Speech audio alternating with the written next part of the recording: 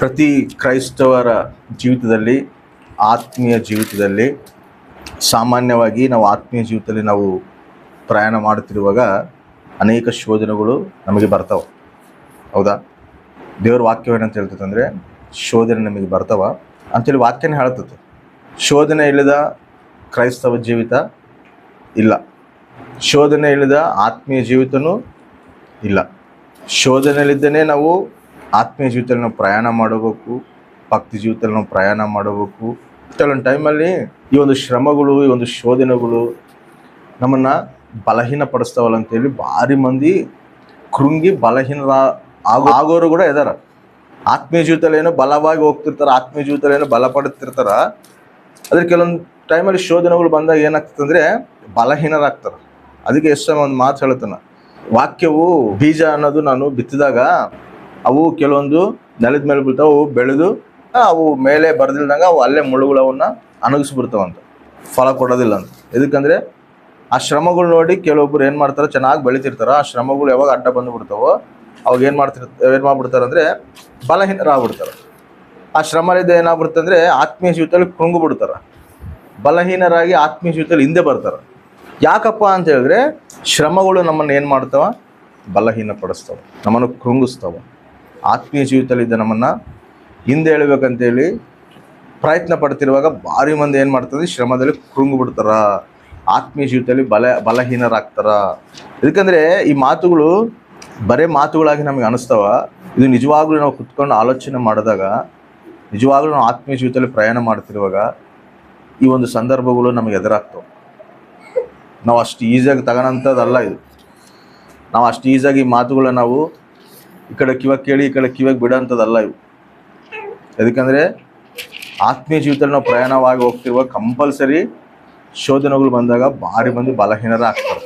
ಯಾಕಂದರೆ ಫಸ್ಟಿಗೆ ನಾವು ಬಲವಾಗಿದ್ವಿ, ಫಸ್ಟಿಗೆ ನಾವು ಆತ್ಮೀಯ ಜೀವಿತದಲ್ಲಿ ನಾವು ದೇವ್ರಿಗೆ ಸನ್ನಿಹಿತರಾಗಿದ್ವಿ, ದೇವರಿಗೆ ಹತ್ತಿರವಾಗಿದ್ವಿ, ಪ್ರಾರ್ಥನೆಯಲ್ಲಿ ನಾವು ಹತ್ತಿರವಾಗಿದ್ವಿ, ದೇವ್ರ ಮಾತುಗೆ, ದೇವ್ರ ಆಜ್ಞೆಗಳಿಗೆ, ದೇವ್ರ ವಾಕ್ಯಗೆ ನಾವು ಎಲ್ಲ ರೀತಿಯಲ್ಲಿ ನಾವು ವಿಧೇಯರಾಗಿ ನಾವು ನಡೀತಿದ್ವಿ, ದೇವ್ರಿಗೆ ಇಷ್ಟಾನುಸಾರ ನಾವು ಜೀವಿಸ್ತಿದ್ವಿ. ಆದರೆ ಬರ್ತಾ ಬರ್ತಾ ಬರ್ತಾ ಬರ್ತಾ ಕೆಲವೊಂದು ಶೋಧನೆಗಳು, ವ್ಯತಿರೇಕ ಪರಿಸ್ಥಿತಿಗಳು ಮನುಷ್ಯನ ಏನು ಮಾಡ್ತಾವೆ ಅಂದರೆ ಭಕ್ತಿ ಜೀವಿತದಲ್ಲಿದ್ದ ಹಿಂದೆ ಎಳಿತಾವೆ, ಭಕ್ತಿ ಜೀವಿತದಲ್ಲಿದ್ದ ನಮ್ಮನ್ನು ಬಲಹೀನಪಡಿಸ್ತಾವೆ, ದೇವರಿಗೆ ದೂರಾಂಗ ಮಾಡ್ತಾವೆ.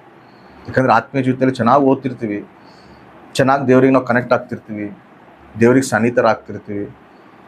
ಕೆಲವೊಂದು ಶೋಧನೆಗಳು, ಶ್ರಮಗಳು ನಮ್ಮನ್ನು ಏನು ಮಾಡ್ತಾವೆ, ದೇವ್ರಿಗೆ ಕನೆಕ್ಟ್ ಆಗಿಲ್ದಂಗೆ ನಮ್ಮನ್ನು ಹಿಂದೆ ಎಳಿತಾವೆ.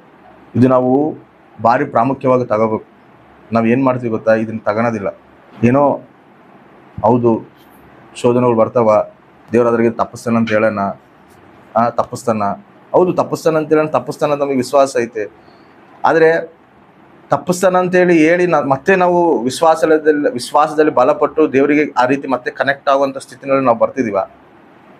ವಾಕ್ಯನಂತೂ ಗುರುತು ಮಾಡ್ಕೊಂತಿದ್ವಿ, ವಾಕ್ಯನಂತೂ ತಿಳ್ಕೊಂತಿದ್ವಿ. ಏನು ಶ್ರಮ ಬಂದಾಗ ದೇವ್ರ ಶ್ರಮಲಿದ್ದು ತಪ್ಪಿಸ್ತಾನಂತ ನಮಗೆ ಗೊತ್ತು, ಶ್ರಮ ಬಂದಾಗ ಶ್ರಮಲಿದ್ದ ನಮ್ಮನ್ನು ದಾಟಿಸ್ತಾನಂತ ಗೊತ್ತು, ಶೋಧನೆ ಬಂದಾಗ ಶೋಧನೆಗಿದ್ದ ನಮ್ಮನ್ನು ತಪ್ಪಿಸ್ತಾನಂತ ಕೂಡ ಗೊತ್ತು. ಯಾಕಂದರೆ ವಾಕ್ಯ ಹೇಳ್ತಾರೆ, ಶೋಧನೆ ನಿಮ್ಗೆ ಬರ್ತಾವೆ, ಅದು ಕೂಡ ಶೋಧನೆ ಇದ್ದು ನಾನು ನಿಮ್ಮನ್ನ ತಪ್ಪಿಸ್ತೀನಿ ಅಂತ ಹೇಳೋಣ, ಇವೆಲ್ಲ ಗೊತ್ತು. ಆದರೆ ಒಂದು ಶ್ರಮ, ನಿಜವಾಗ್ಲೂ ಶ್ರಮ ನಮಗೆ ನಮ್ಮ ಜೀವಿತದಲ್ಲಿ ಬಂದಾಗ, ನಿಜವಾಗ್ಲೂ ಶೋಧನೆ ನಮ್ಮ ಜೀವಿತದಲ್ಲಿ ಬಂದಾಗ ಆ ವಾಕ್ಯನ ಹಿಡ್ಕೊಂಡು, ಅರೆ ದೇವ್ರು ಈ ಮಾತು ಹೇಳೋಣಲ್ಲ, ಇವು ನನ್ನ ಜೀವಿತದಲ್ಲಿ ಬರ್ತಾವ, ಮತ್ತೆ ಇವನ್ನೆಲ್ಲ ನಾನು ದೇವ್ರು ತೆಗಿತಾನ, ನನ್ನ ಆತ್ಮೀಯ ಜೀವಿತದಲ್ಲಿ ನಾನು ಹೆಂಗೆ ದೇವ್ರಲ್ಲಿ ಕನೆಕ್ಟ್ ಆಗಿದ್ದೀನಿ, ಹೆಂಗೆ ನಾನು ದೇವರಿಗೆ ಸನ್ನಿಹಿತನಾಗಿದ್ದೀನಿ, ಆ ರೀತಿ ನಾನು ಏನು ಜೀವಿಸ್ತಿದ್ದೀನಲ್ಲ ಅದೇ ಮಾರ್ಗದಲ್ಲಿ ನಾನು ನಡಿಬೇಕು ಅನ್ನೋ ಇನ್ನೂ ಆತ್ಮೀಯ ಜೀವಿತದಲ್ಲಿ ನಾವು ಬಲವಂತವರಾಗಿ ಎಷ್ಟು ಮಂದಿ ಇರ್ತಾರೆ ಇಲ್ರಿ? ಬಲಹೀನರಾಗರೆ ಭಾರಿ ಮಂದಿ ಇರ್ತಾರೆ, ಕೃಂಗರೆ ಭಾರಿ ಮಂದಿ ಇರ್ತಾರೆ, ದೇವ್ರಲಿದ್ದ ದೂರ ಆಗೋರೆ ಭಾರಿ ಮಂದಿ ಇರ್ತಾರೆ.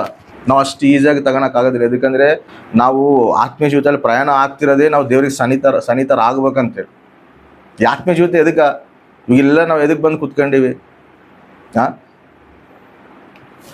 ಎಲ್ಲರೂ ಬಂದು ಆರಾಧನೆ ಮಾಡೋಕೆ, ಇಲ್ಲಿ ದೇವತರ ಎದಕ್ಕೆ ಬಂದು ನಾವು ದೇವ್ರ ಸಾವಾಸನ್ನ ಬೆಳೆಸ್ಕೋಬೇಕಂತಲ್ಲ, ದೇವ್ರದಲ್ಲಿ ನಾವು ಸನ್ನಿಹಿತರಾಗಬೇಕು, ಈ ಲೋಕಕ್ಕೆ ನಾವು ದೂರ ಆಗಬೇಕು, ಈ ಲೋಕ ವ್ಯವಹಾರಗಳಿಗೆ, ಈ ಲೋಕ ಆಲೋಚನೆಗಳಿಗೆ, ಈ ಪಾಪಗಳಿಗೆ ನಾವು ದೂರವಾಗಿದ್ದು ದೇವ್ರ ಪರಿಶುದ್ಧ ಸಾವಾಸದಲ್ಲಿ ನಾವು ಹತ್ರ ಆಗಬೇಕು, ದೇವ್ರಿಗೆ ಕನೆಕ್ಟ್ ಆಗಿರ್ಬೇಕು, ದೇವ್ರಿಗೆ ವಿಧೇಯರಾಗಿ ತನಗೆ ಇಷ್ಟರಾಗಿ ನಾವು ಜೀವಿಸ್ಬೇಕಂತೆಲ್ಲ ನಾವು ಇಷ್ಟೆಲ್ಲ ಪ್ರಯಾಸ ಪಡ್ತಿರೋದು. ಮತ್ತು ಇಷ್ಟೆಲ್ಲ ನಾವು ಬಂದಾಗ ಅದು ನಮ್ಮ ಜೀವನದಲ್ಲಿ ರಿಯಲ್ ಆಗಿ ನಾವು ಅದನ್ನು ಅನುಭವಿಸಿಲ್ಲ ಅಂದರೆ ನಾವು ಇನ್ನೆಷ್ಟು ಭ್ರಮನಲ್ಲಿ ಇದೀವಿ ಅಂತ ಅರ್ಥ ಹೇಳಿ. ಸಾತ ನಮ್ಮನ್ನು ಎಷ್ಟು ಭ್ರಮ ಪಡಿಸ್ತಾನಂತೇಳಿ ಅರ್ಥ ಹೇಳೋದು. ದೇವ್ರಿಗೆ ಸಹವಾಸ ಮಾಡ್ಬೇಕಂತಲೇ ಬರ್ತೀವಿ, ದೇವ್ರಿಗೆ ಸಹವಾಸದಲ್ಲಿ ಇರ್ಬೇಕಂತಲೇ ನಾವು ದೇವ್ರ ಸನ್ನಿಧಿನಲ್ಲಿ ಬರ್ತೀವಿ, ಆದರೆ ನಿಜವಾಗ್ಲೂ ನಾವು ದೇವರಿಗೆ ಸನ್ನಿಹಿತರಾಗ್ತಿದೀವಾ? ಇವತ್ತು ನಾವು ಕುತ್ಕೊಂಡು ದೇವ್ರ ಸನ್ನಿಧಿಗೆ ಬಂದು ಆಮೇಲೆ ಮತ್ತೆ ನಾವು ಮನೆಗೆ ಹೋಗ್ತೀವಿ, ಆಮೇಲೆ ಮತ್ತೆ ಯಾವ್ದಾನ ಪ್ರಾರ್ಥನೆ ಇದ್ದಾಗ ಬರ್ತೀವಿ, ಸಂಡೇ ಆರಾಧನಾಗ ಬರ್ತೀವಿ. ಎದಕ್ಕೆ ಬರ್ತೀವಿ? ದೇವ್ರ ಸನ್ನಿಧಿನಾಗ ಹತ್ರ ಆಗ್ಬೇಕು, ನಾನು ದೇವ್ರಿಗೆ ಕನೆಕ್ಟ್ ಆಗ್ಬೇಕು, ನಾನು ದೇವರಿಗೆ ಇನ್ನೂ ಹತ್ರವಾಗಿ ನಾನು ಜೀವಿಸ್ಬೇಕು, ದೇವ್ರಿಗೆ ಇಷ್ಟಾನ್ಸ ತನ್ನ ಚಿತ್ತ ನೆರವೇರಿಸ್ಬೇಕು ಅನ್ನೋ ಆಸೆ ನಮಗೆ ಇರ್ತದೆ. ಬಟ್ ಆಸೆ ಇದ್ದಷ್ಟು ಮಾತ್ರಕ್ಕೆ ಅದ್ರ ಪ್ರಕಾರ ನಾವು ಜೀವಿಸ್ತಿದೀವ? ನಿಜವಾಗ್ಲೂ ದಿನ ದೇವ್ರಿಗೆ ನಾವು ಹತ್ರ ಆಗ್ತಿದೀವ? ನಮಗೆ ಅದು ಅರ್ಥ ಆಗತ್ತ? ನಮ್ಮ ಮನಸಾಕ್ಷಿ ಅದನ್ನು ಒಪ್ಪಗತ್ತ? ನಾನು ದೇವ್ರಿಗೆ ಹತ್ರ ಆಗ್ತಿದ್ದೀನಿ, ನಾನು ದೇವ್ರಿಗೆ ಸನ್ನಿಹಿತನಾಗ್ತಿದ್ದೀನಿ, ನಾನು ದೇವ್ರಿಗೆ ಸನ್ನಿಹಿತನ ಆಗ್ತಿದ್ದೀನಿ, ನಮ್ಮ ಮನಸಾಕ್ಷಿ ಅದನ್ನು ಒಪ್ಪುತ್ತ? ಆ ರೀತಿ ನಾವು ಜೀವಿಸ್ತಿದೀವ?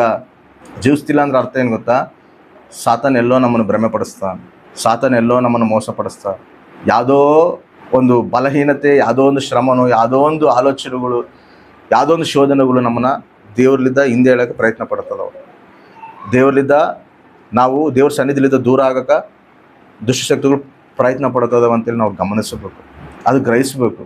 ನಾವು ಆತ್ಮೀಯ ಜೀವಿತದಲ್ಲಿ ನಾವು ನಡೀತಿರುವಾಗ, ಪ್ರಯಾಣ ಮಾಡ್ತಿರುವಾಗ, ಏನೇ ಕೆಲಸ ಮಾಡ್ತಿರುವಾಗ, ಎಲ್ಲೇ ಇರುವಾಗ ಕೂಡ ಆ ಒಂದು ಕನೆಕ್ಟಿವಿಟಿ, ಆ ಒಂದು ಹತ್ರ, ನಾವು ಇನ್ನೂ ದೇವ್ರಿಗೆ ಸನ್ನಿಹಿತನಾಗಬೇಕು ಅನ್ನೋ ಅವನೊಂದು ಆಸೆ, ಒಂದು ಆತ್ಮ ಯಾವಾಗಲೂ ಪರಿತಪಿಸ್ತಾ ಇರಬೇಕು. ನಮಗೆ ಕಾಣಬೇಕು, ಇಲ್ಲ ನನ್ನ ಜೀವಿತದಲ್ಲಿ ಚೇಂಜಸ್ ಬರಕತ್ತವ, ನನ್ನ ಜೀವಿತದಲ್ಲಿ ನಾನು ದೇವ್ರಿಗೆ ಸನ್ನಿಹಿತಳಾಗ್ತೀನಿ, ದೇವ್ರಿಗೆ ಹತ್ರ ಆಗ್ತಿದ್ದೀನಿ, ದೇವ್ರನ್ನ ಆಕರ್ಷಿಸ್ತದನ ಅನ್ನೋ ಒಂದು ಮನಸ್ಸು ನಮ್ಮಲ್ಲಿ ಅಂಗೀಕರಿಸಬೇಕು. ಇಲ್ಲ ನೀನು ದೇವ್ರಿಗೆ ದೂರ ಆಗ್ತಿದ್ದಿ, ದೇವರಿಗೆ ನೀನು ಸನ್ನಿಹಿತಳಾಗಿಲ್ಲ, ದೇವ್ರಿಗೆ ನೀನು ಸನ್ನಿಹಿತನಾಗಿಲ್ಲ, ನೀನು ದೇವರಿಗೆ ದಿನ ಹಿಂದೆ ಬರ್ತಿದ್ದಿ, ದಿನ ದೇವರಿಗೆ ಸನ್ನಿಧಿ ನೀನು ದೂರ ಆಗ್ತಿದ್ದಿ ಅನ್ನೋಂಥದ್ದು ಮನಸ್ಸಾಕ್ಷಿ ನಮ್ಮಲ್ಲಿ ಒಪ್ಪಿಸ್ತಾ ಇದ್ದರೆ ನಾವು ಮಾಡ್ತಿರೋ ಭಕ್ತಿ ಎಲ್ಲೋ ಮಿಸ್ ಆಗತ್ತೆ ಅಂತೇಳಿ ನಾವು ಆಲೋಚನೆ ಮಾಡಬೇಕು. ಎಲ್ಲೋ ಟ್ರ್ಯಾಕ್ ತಪ್ಪಾಗತ್ತೆ, ನಂದು ಅಪವಾದ ಎಲ್ಲೋ ಮಿಸ್ ಮಾಡಕತ್ತಾನ, ಮಿಸ್ ಮಾಡಕತ್ತಾನ, ಎಲ್ಲೋ ನಾನು ಶೋಧಿಸ್ತದನ. ಯಾಕಂದರೆ ಅವನ ಹೆಸರೇ ಶೋಧಕನು, ಅವನೆಲ್ಲೋ ನಮ್ಮನ್ನು ಮಿಸ್ಗೈಡ್ ಮಾಡ್ತಿರ್ತಾನ. ನಾವು ಜಸ್ಟ್ ಸಿಂಪಲಾಗಿ ತಗೊಂತೀವಿ, ಇದನ್ನು ಜಸ್ಟ್ ಸಿಂಪಲಾಗಿ ತಗೊಂತೀವಿ, ಅವನು ಕೂಡ ಸಿಂಪಲಾಗೆ ನಮ್ಮನ್ನು ಮೋಸ ಮಾಡ್ತಾನೆ. ಆತ್ಮೀಯ ಜೀವಿತದಲ್ಲಿ ನಾವು ಬಲವಾಗಿ ಇದೀವಿ ಅಂತ ನಾವು ಅನ್ಕೊಂತೀವಿ, ಅದು ನಿಜವಾಗ್ಲೂ ಆತ್ಮೀಯ ಜೀವಿತ ನಾವು ಬಲವಾಗಿ ಇದೀವಿ ಅನ್ನೋದು ನಮ್ಮ ಮನಸ್ಸಾಕ್ಷಿ ನಮಗೆ ಒಪ್ಪಬೇಕು. ಒಪ್ಪಿಲ್ಲ ಅಂದರೆ ಅಪವಾದ ಎಲ್ಲೋ ನಮ್ಮನ್ನು ಮೋಸ ಪಡಿಸ್ತಾನೆ, ಎಲ್ಲೋ ನಮ್ಮನ್ನು ಶೋಧಿಸ್ತಾನೆ ಅಂತೇಳಿ ಅರ್ಥ.